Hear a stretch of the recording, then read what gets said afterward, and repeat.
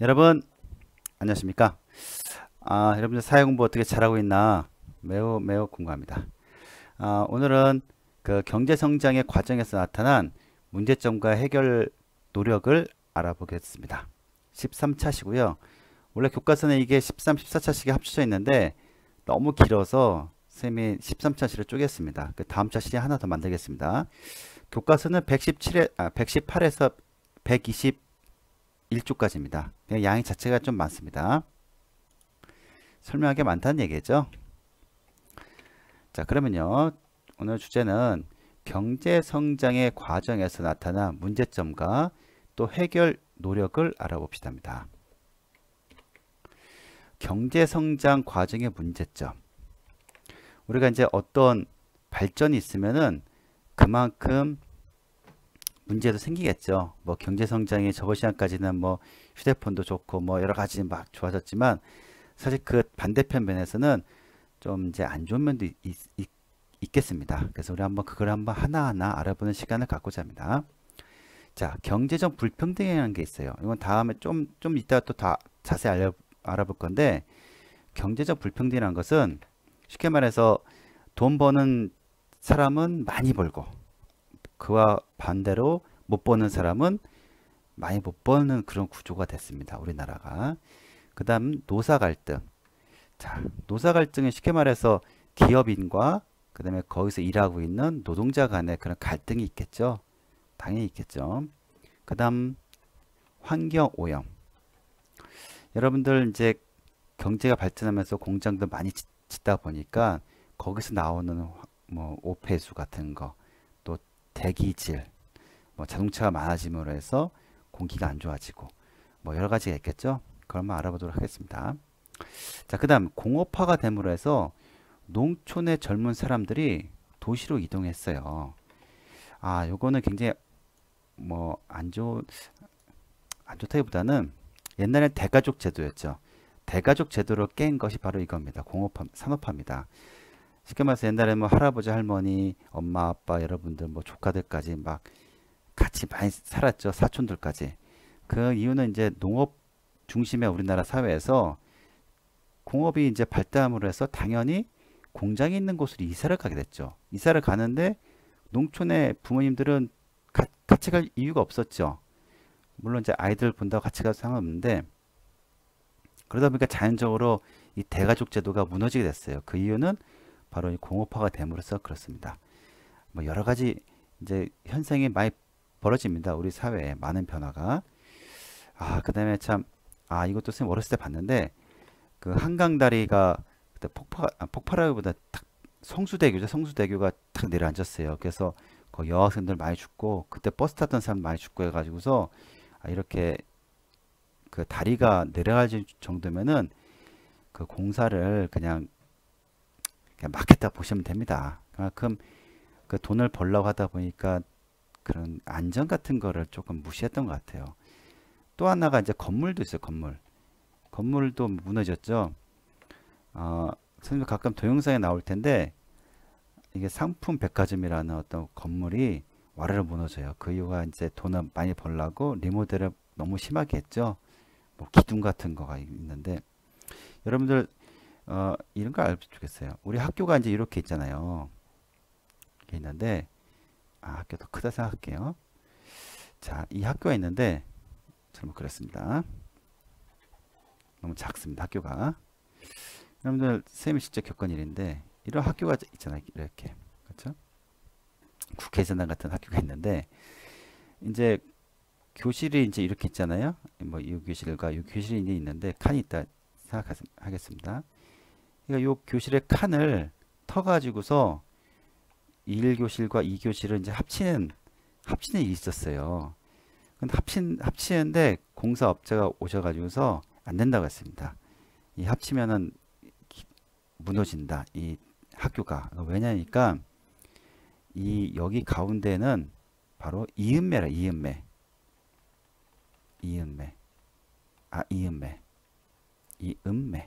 이음매가 뭐냐면은 이 건물과 건물이 하나의 건물이 아니라고 하더라고요. 이 두 개의 건물을 붙인 거라고 하더라고요. 이렇게 그 공사를 그렇게 했대요. 그러다 보니까 만약에 여기 이음의 부분을 만약에 구멍을 무너뜨리면은 쉽게 말해서 이게 체중? 하여튼 그 건물의 체중이 말이 맞나 체중이 무너진대요. 굉장히 위험하다 하더라고요. 그래서 여기는 이음매는 절대로 건들면 안 된다고 하더라고요. 그래서 어떻게 하냐면은 이 옆에 반을 이렇게 2반과 3반을 이렇게 터가지고서 하나의 큰 교실을 만들었던 기억이 있습니다. 그만큼 그 리모델 같은 거 할 때는 항상 전문가들이 해야 돼요. 전문가들 보고서 아 이거는 여기는 안 된다. 여기는 기둥이라서 기둥을 빼버리면은 전체적으로 무너진다. 그러니까 그런 걸 조금 알아야 되는데 이제 너무 돈을 벌려고 하다 보니까 그런 안전 같은 것도 무시했죠. 굉장히 그런 안전의식 같은 게 굉장히 없어졌어요. 우리가 경제 때문에 앞으로 계속 나옵니다. 오늘 이야기가 굉장히 많아요. 그 다음에 외화 부족, IMF라고 하죠. 선생님이 이제 이걸 한번 겪어봤는데 선생님이 대학생 때입니다. 1995년도에 IMF가 터졌어요. 97년도에 정확히 97년도에 IMF 터졌는데 이게 뭐냐면은 그 예를 들어서 이제 회사가 있어. 어느 회사가 있는데 어떻게 그럴지 모르겠습니다. 이 회사가 은행으로부터 돈을 빌리기 시작했어요. 근데 빌려서 이 돈을 가지고서 이제 잘 이렇게 투자도 하고 이렇게 설비도 만들고 해야 되는데 이 회사는 그냥 돈만 계속 빌린 거야. 은행 돈을. 근데 은행도 사실은 돈이 한정된 게 아니라 나라 돈을 쓰는 거예요. 나라 돈을. 근데 그러다 보니까 돈을 이 회사가 너무 많이 써버린 거예요. 그러다 보니까 정작 나라에 돈이 없는 거예요. 그러다 보니까 우리나라의 그 돈의 가치가 확 떨어진 거예요. 1,000원이라면은 쉽게 말해서 1,000원 가지고 뭐 살 수 있는 게 아니에요. 그러다 보니까 국제적으로 우리나라가 경제가 완전히 망한 겁니다. 그래서 이제 IMF라는 국제통화기금에서 돈을 빌려오죠. 뭐 그런 과정이 있습니다. 한번 겪었습니다. 그러니까 이런 기업들, 부실기업이라는데 부실기업들이 나라 돈을 너무 많이 쓴 거예요. 그래서 이 부실기업들을 뿐만 아니라 은행 같은 것도 전부 다 이제 문을 닫게 했죠. 나라에서. 그만 돈 못 쓰게. 그래서 이제 여러 가지 기업들이 이 은행에는 또 좋은 기업도 있겠죠. 좋은 기업들도 어떻게 했을까요? 이 기업 때문에 이 은행도 망했고 이 기업도 당연히 망해야 되고 또 이 좋은 기업들도 같이 망하게 됐습니다. 그때 이제 실업자가 굉장히 많이 일어나게 됐고 그래서 이제 IMF는 뭐 여러 가지 이제 극복 과정도 나옵니다. 그 우리나라 국민들이 어떤 금모기를 가서 극복 과정 나오는데 그거는 나올 때 얘기를 하겠습니다. 계속하겠습니다. 오늘은 뭐가 많네요. 자, 경제적 양극화란 무엇이냐? 여러분들 실례로 어느 기업이 있어요. 대기업이 있어요. 이 대기업이 돈을 벌면은 그 돈으로 그때 분명히 그랬습니다. 뉴스에는 이 찻잔 효과, 포도주 효과인가요? 이런 말을 했어요. 포도주가 이제 이렇게 잔이 있잖아요. 그림이 그런데 밑에 잔은 또 이렇게 돼 있잖아요. 우리 뭐 파티할 때처럼. 그 다음 칸은 이 포도주가 세 개가 되겠죠. 자, 이것처럼 우리 여기 이제 기업이에요. 기업이면 여기서 일하는 사람들, 노동자들, 그 노동자들의 가족들 이렇게 가지고서 그 하나의 기업이 잘 되면은 그 밑에 가족이나 그 노동자들이 돈을 벌지 알았어요. 그렇게 설득을 했어요, 우리 국민들을. 하지만 실질적으로 여러분들 알다시피 기업만 돈을 번 거예요. 거기서 일하는 근로자들이나 가족들은 돈을 벌지 못했습니다. 이게 바로 경제의 양극화입니다. 그러니까 쉽게 말해서 돈을 버는 사람들은 많이 벌고 못 버는 사람들은 아예 못 버는 거예요. 이게 낙수 효과네, 낙수 효과. 그러니까 낙수 효과가 이거 여러분들 뭐 쉽게 말해서 폭포수가 떨어진 것처럼 이렇게 낙수 효과가 있을 거라고 그때 정부에서 얘기를 했지만 우리 국민들은 이걸 믿었죠. 낙수 효과가 있으면 회사가 돈을 벌면 우리도 돈 벌 것이다. 하지만 그건 순진한 생각이었죠. 실질적으로 우리 국민들은 가난해지기 시작했습니다. 그러니까 돈 버는 기업들은 부자가 된 반면에 그 외의 사람들은 가난해졌습니다. 그게 바로 경제적 양극화랍니다. 이 경제적 양극화가 이제 문제점이 있죠. 당연히. 어떤 문제점이 있나 한번 알아보겠습니다. 일단은 교육의 기회가 없어요.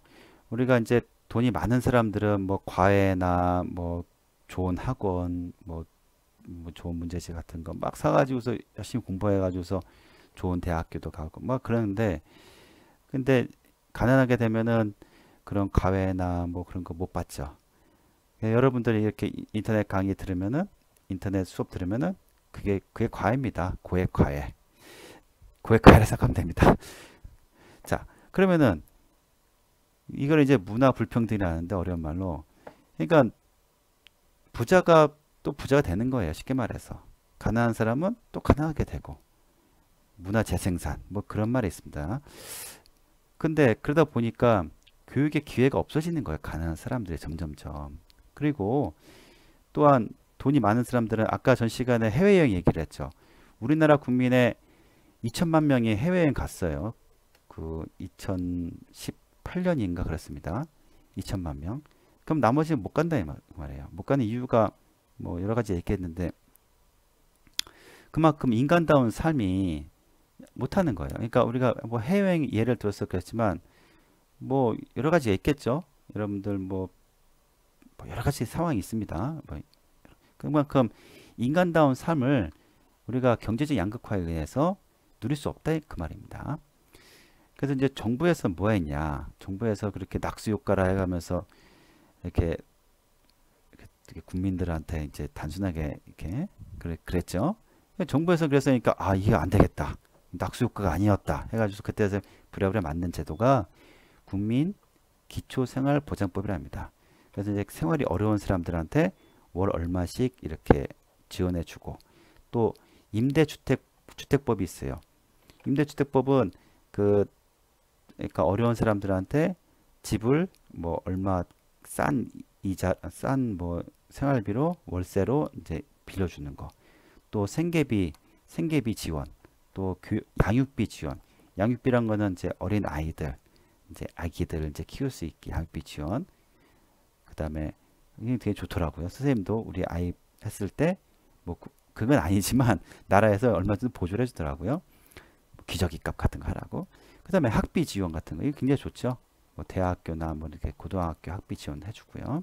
물론 다 갚아야 됩니다. 그래서 이제 이 학비 지원이라는 건 뭐냐면은 대학교 다니는 동안에 나라에서 값싼 이자로 돈을 빌려준다 그 말입니다. 어차피 다 갚아야 될 돈입니다. 그 다음에 시민단체들은 뭐 했냐? 시민단체들은 저소득층이나 독거노인들, 장애인 보호해가지고서 왜 도시락 같은 거 이제 배달해주고 그러죠. 시민단체에서. 그렇죠? 여러 가지 도와주기도 하고 그렇죠. 우리는 왜 어려운 사람들을 도와야 할까요? 아까 전에 얘기했다시피 인권과 경제적 기회를 공평하게 제공해야겠죠. 우리가 이제 아무리 실력이 있더라도 만약에 집이 가난하다고 해서 실력 발휘를 할 수 있게 도와줬죠. 선생님도 대학생 때 그 친구들이 보면 야학에 간다 하더라고요. 야학. 그래서 나 야학이 뭐지? 야학? 이게 뭘까 해서 이제 항상 그 친구들한테 물어봤어요. 야, 뭐 야학 간다는데 이게 뭐야? 그러니까 어려운 노동자 아이들을 이제 가르치는 밤에 이제 그렇게 교습소 같은 거래요. 과외 같은 건데 이제 굉장히 돈을 거의 안 받고 하는 거죠. 봉사활동 하는 거죠. 그래서 이제 그런 한다는 친구들을 많이 봤습니다. 자, 그렇게 이제 훌륭한 친구들이 많이 있었습니다. 그 다음 노사 갈등. 자, 노사 갈등이라는 것이 뭐냐면은 이 노동자고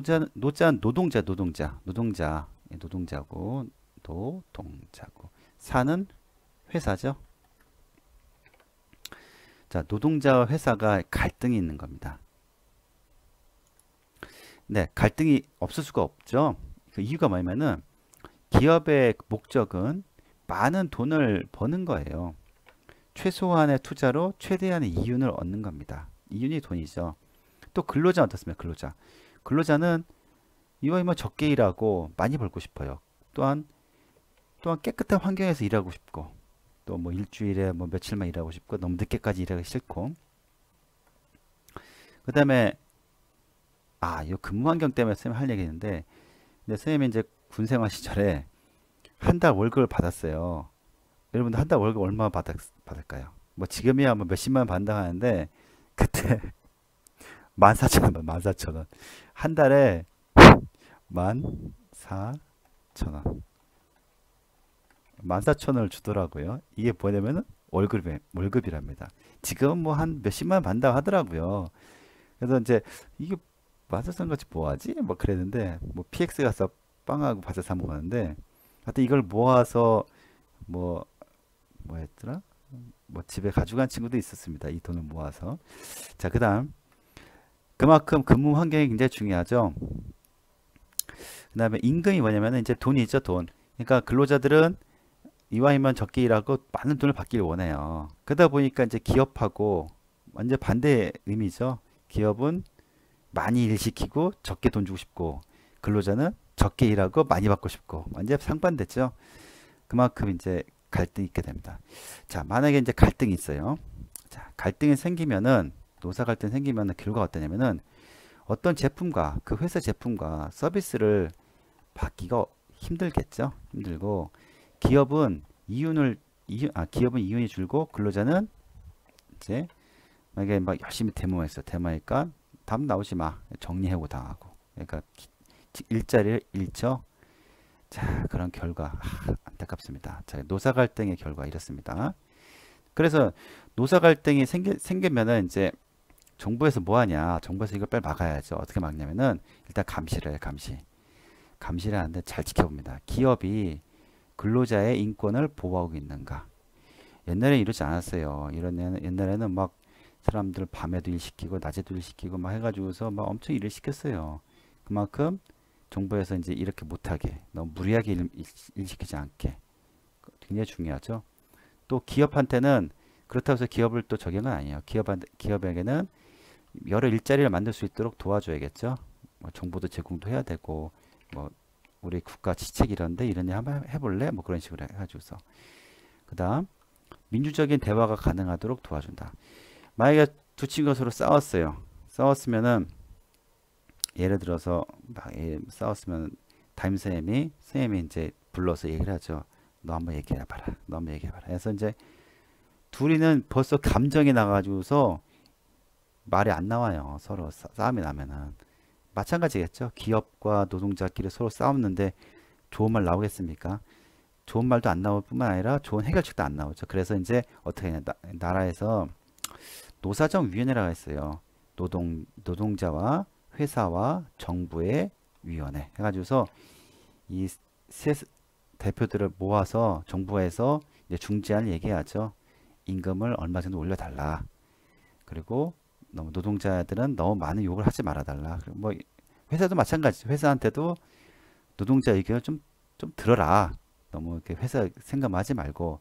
그래서 이제 이렇게 서로 타협점을 이렇게 내죠. 정부 역할입니다. 뭐 정부가 제3자이기 때문에 충분히 할 수 있습니다. 학교처럼요. 학교 선생님도 이제 이렇게 얘기를 했잖아요.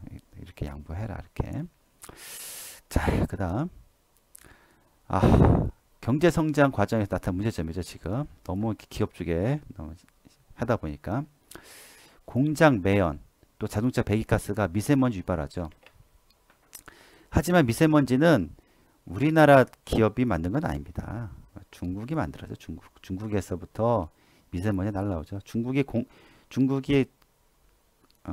공장하고 뭐 그런 게 자동차하고 엄청 많죠. 13억인데 우리나라 4천 5천만 밖에 안 되는데 우리나라에게 몇 배입니까? 어휴. 하여튼 그 많은 인구수가 막 자동차나 공장 하다 보니까 그게 넘어오니까 매연입니다. 자동차 배기가스 매연. 그렇죠. 다음 공장 폐수나 생활하수가 물고기의 죽음이 됩니다. 여러분들 우리 가까운 무심천 많이 깨끗해졌죠. 그 이유가 뭐냐면은 그 빗물이야. 거기는 빗물입니다. 빗물이 가는 거고 그다음에 이런 우리 생활이나 공장 하수는 밑에 관이 따로 있어요. 오수관이라 해서 그건 정화가 되는 관입니다. 그래서 이제 옛날에 그걸 같이 썼는데 같이 쓰니까 난리가 났죠. 그러니까 그 예를 들어서 이제 여기가 이제 무심천이에요. 무심천 밑에 관이 있어요. 요 관은 바로 이런 생활하수나 봉장 폐수가 흐르는 관입니다. 이거는 다른 이제 정화 시설로 가서 공장에서 이거를 깨끗하게 물을 해서 다시 흘려 보내요. 그래서 우리나라도 이제 이런 시설이 잘 되어 있기 때문에 우리나라 하천, 무심천이 깨끗한 겁니다. 다른 지방의 하천도 마찬가지입니다. 거기는 우리가 머리 감는 물이 들어가는 게 절대 아니에요. 머리 감는 물은 오수관이라 해가지고서 정화 시설로 들어갑니다. 여러분들이 잘 모르는 친구도 있기 때문에 선생님 설명합니다. 그러니까 그만큼 이제 그래도 이제 깨끗해야겠죠. 너무 이제 이렇게 공장 폐수나 생활 하수가 너무 들어오면은 그런 정화 시설에서 정화하기가 굉장히 어렵겠죠. 선생님이 한번 정화 시설 한번 구경 간 적이 있어요. 학교 아이들하고 같이 이제 현장에 가봤는데 세상에 그렇게 들어올 수가 없어요. 그 물들이 생활 하수가 장난 아니에요. 막 코를 못 들어요. 냄새가 막 장난 아니에요. 근데 나중에 이제 그걸 1차, 2차, 3차, 4차 쭉 가면 갈수록 엄청 깨끗해요. 그 물이 다시 뭐 먹어도 된다 할 정도입니다. 그 물을 다시 그냥 바로 이제 하천으로 내보내더라고요. 마지막 물은 엄청 깨끗합니다. 여러분들 기회 된다면 같이 구경 가도 굉장히 좋을 텐데 하여튼 엄청 처음에 받은 물은 끔찍합니다. 자, 그만큼 우리가 시설이 굉장히 좋아졌죠. 자, 정부에서는 그러면 이제 환경오염에 어떤 대책을 갖고 있냐? 친환경 자동차를 개발을 지원합니다. 요즘 길거리 가다 보면은 소리 안 나는 자동차를 굉장히 많이 봐요. 전기 소리 나고. 근데 이제 너무 이제 조용하다 보니까 보행자가 위험하다 하더라고요. 그래서 일부러 자동차 소리를 스피커로 낸다 하더라고요. 그 정도로 기술이 좋아졌습니다. 우리나라가. 그 다음에 친환경 제품 생산해야 되고요. 풍력이나 태양열 등 친환경 에너지를 생산을 지원해야 됩니다. 그렇죠? 그 옛날에는 태양열에 서 선생님은 굉장히 좋게 생각했어요. 태양열 굉장히 좋다 하는데 태양열 주변에 사는 사람들은 싫을 거예요. 왜냐면 산을 깎아서 만들고 산사태 위험도 있죠. 그리고 눈부심이 굉장히 강하다 하더라고요. 풍력 발전 마찬가지더라고요. 풍력 발전 바람에 의해서 제주도 여러분들 수학여행 제주도 가봤나요? 가면 좋을 텐데 가족끼리 가게 될 텐데 제주도 가면 제주도에 보면 풍력 발전이 굉장히 많아요. 그게 막 50m 막 이렇게 막 돌아가는데 밤에 그 돌아가는 소리가 들린대요. 우리가 왜 선풍기 소리 돌아가죠. 그만큼 이 친환경이 좋긴 하지만 그 주위 사람들한테는 굉장히 고통스럽다 하더라고요. 네, 그리고 이제 시민들도 어떤 노력을 해야 되냐면은 에너지 절약해야겠죠. 뭐 우리 뭐 물건을 사더라도 뭐 냉장고 보면 알 거예요. 뭐 에너지 효율 등급이 있죠. 여기 보면은 뭐 이렇게 둥근 표시해가지고 뭐 이렇게 1등급에서 1, 2, 3, 4 지금 가서 한번 보세요. 좀 더 섞은다면요. 그래서 냉장고 보통 1등급 있죠. 그러니까 이만큼 이게 바로 에너지 효율입니다. 그래서 이왕이면 1등급 써야지만 그 에너지가 많이 안 쓰겠죠. 에너지 쓴 만큼 지구가 더워진다는 거 얘기 알고 있죠. 그 다음에 시민들 봉사활동 하죠. 봉사활동. 우리 그 태안반도에서 옆에 지나가던 유조선이 이제 빵 암초돼 가지고서 막 기름이 막 흘러 넘쳤습니다. 그 당시 영상을 보면은 그 많은 기름 그거는 못 치웁니다. 엄청난 기름량이 있었는데 우리나라 국민들이 대단한 게 막 갔어요. 가가지고서 그 기름 막 휴지로 닦고 막 그랬습니다. 대단합니다. 그래서 지금 굉장히 깨끗하죠. 태안반도. 그래서 우리나라 사람들은 대단한 게 이 나라가 어려울 때 이거는 뭐 못하는 거예요. 이 사람의 힘으로 다 그걸 못 치운다 하더라고요. 근데도 우리나라 국민들 대다수가 가가지고 그걸 다 닦고 앉았습니다. 그 바위랑 그거랑 다 닦더라고요. 이렇게 영상을 보니까요.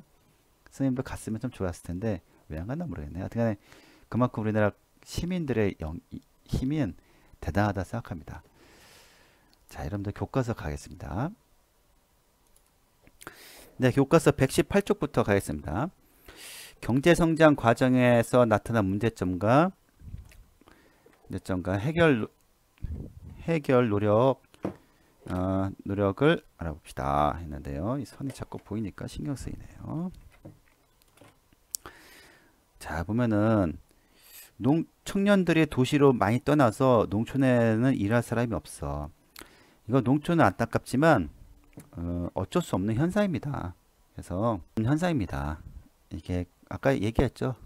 우리 산업이 바뀌었기 때문에 우리 옛날에 농업 중심 사회에서 공업 중심 산업으로 뭐 경제개발 5개년 계획 때문에 이거는 어쩔 수 없는 거예요. 그 산업이 바뀌었습니다. 우리나라 산업이. 그러므로 해서 바뀌었습니다.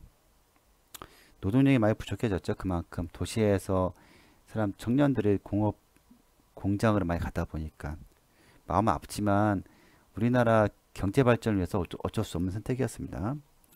자, 무조건 빨리빨리 만든 것은 무조건 좋은 것은 아니야. 우리 보면 성수대교에서 이 다리가 무너졌죠. 한강에 있는 어느 성수대교라는 다리에서 빡 무너져서 여기는 지나가던 학생들, 차들 많이 죽었습니다. 등교한 학생들. 근데 상품백화점이라 가지고서 이건 95년도에 있었던 일인데 선생님이 군대에 있을 때입니다. 95년도에 해서 여기도 막 몇백 명이 죽었습니다. 여기에. 왜냐면 이제 너무 이렇게 경제 개발 하다 보니까 빨리빨리 하는 게 좋다고 하다 보니까 이런 참 안 좋은 일이 생겼습니다. 자, 그 다음에 자, 외환위기라 해가지고서 이제 아까 얘기했다시피 그 IMF가 터졌죠. 터져가지고서 그 안 좋은 기업을 계속 돈을 빌려주다 보니까 나라에 돈이 없어진 거죠. 그래서 이걸 어떻게 했냐면은 금목이란 게 있어요. 우리가 이제 우리나라 돈이 있죠. 원이죠. 원이 있고 미국 돈인 달러가 있죠. 자, 그럼 둘 중에 어느 게 세계적으로 인정을 받을까요? 원이에요? 아니죠. 달러죠. 자, 달러가 이제 인정받아요. 그 또 인정받는 게 또 하나 있습니다. 바로 금입니다. 금. 이 금이나 달러 같은 경우에는 쉽게 말해서 나라가 망해도 이 금은 가치를 인정받아요. 우리나라 원은 인정 못 받습니다. 그러니까 어떻게 하냐면 일반 국민들이 갖고 있는 금을 외국에 판 거예요. 그러니까 외국에서 이 돈을 다시 달러로 다시 들어왔죠. 달러로 금 판 거를 돌아왔죠. 우리나라 사람들이 이렇게 국민들이 희생을 많이 했어요. 우리나라 금을 갖고 있는 금을 다 판 겁니다. 값싸게 팔아가지고서 우리나라 이 달러 돈을 다 들어온 거예요. 그래서 IMF가 극복한 겁니다. IMF는 나라가 극복한 게 아니라 우리 일반 국민이 극복한 겁니다. 하여튼 굉장히 힘을 많이 썼습니다. 여기서는 국민, 기업, 정부가 함께 힘을 모아 극복했다 하지만 선생님이 보기엔 입장에서는 우리나라 국민들이 극복한 겁니다. 이 금을 통해서. 자, 그 다음 이제 경제 양극화 얘기했죠. 양극화에서 무료 급식소에서 좀 어려운 사람들 많이 도와줬죠. 시민단체에서 봉사활동도 많이 하고, 그렇죠? 여러 가지 그림들이 있죠. 이렇게. 자, 이렇게 어려운 사람 도와주기도 하고, 선생님 중학생 때도 학교 진행 행사도 많이 했어요. 연탄 배달도 많이 하고, 그런 거 많이 했습니다. 정부에서도 노력 많이 했죠. 뭐 생계비나 양육비, 학비 등 지원했다. 뭐 그런 의미입니다. 120쪽에 또 정부에서는 또 일자리를 늘리기 위해서 많이 노력 많이 했죠. 취업 박람회도 하고, 자, 근로자하고 기업하고 이제 갈등이 있을 때 이렇게 갈등 해결을 위해서 노력했습니다. 뭐 정부에도 노력했네요. 정부에서도. 자, 그다음에 좋은 일자리를 만들기 위해서 이렇게 고용노동부에서 정책을 내놓기도 했죠. 여러 가지 요구들이 있었죠. 최저임금을 보장해 주세요. 지금 많이 보장됐죠. 노인 일자리를 늘려주세요. 자, 근데 이게 노인 일자리를 늘리면은 젊은 사람들 일자리가 그만큼 줄어들겠죠. 그래서 이건 굉장히 조심해야 된다 생각합니다. 비정규직을 없애주세요. 요즘 많이 없애려고 많이 노력하고 있죠. 청년들의 일자리를 만들어주세요. 이게 같은 얘기죠. 경제가 발전해야지만 노인 일자리와 청년 일자리가 같이 늘어나죠. 양질의 근로 환경을 개선해 주세요. 아까 얘기했다시피 좀 좋은 환경에서 해야겠죠. 안 좋은 환경보다는. 121쪽에 보면은 정부에서 또 어떤 노력했냐면은 전기자동차 보급, 이게 환경 보호에 대한 거네요. 전기자동차를 보급하는 정책도 했다. 그렇죠? 그 다음에 환경 인증 마크. 이왕이면은 제품도 환경에 좀 좋은 제품 만들어 달라. 아, 여기 있네요. 아, 이건 환경보호활동 우리 시민들이 한 거죠. 뭐 태안반도에 기름주시 했을 때 시민들이 가서 열심히 닦았습니다. 돈도 안 냈습니다. 돈도 안 받고요. 그렇게 한 겁니다. 또 에너지 절약 운동 우리들이 해야 될 일이죠. 이런 캠페인 같은 거 캠페인 같은 것도 많이 해서 에너지 절약해야겠죠.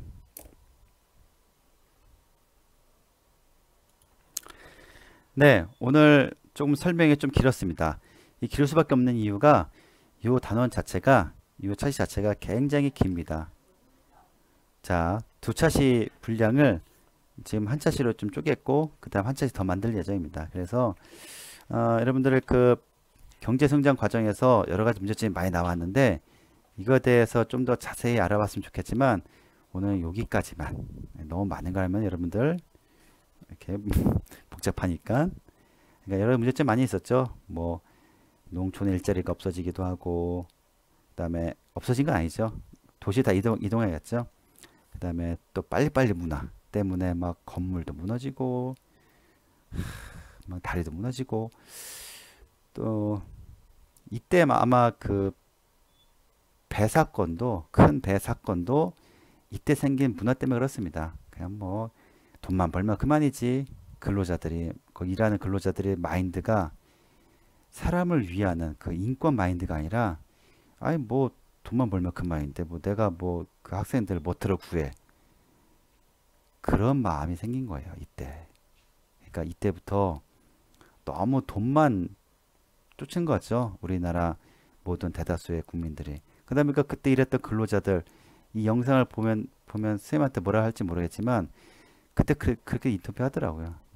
나만 살면 되는데 그 학생들 어린 학생들 무슨 상관이 그런 아주 못된 생각이 이때 이 우리나라 경제 발전을 통해 가지고서 돈이면 다 된다.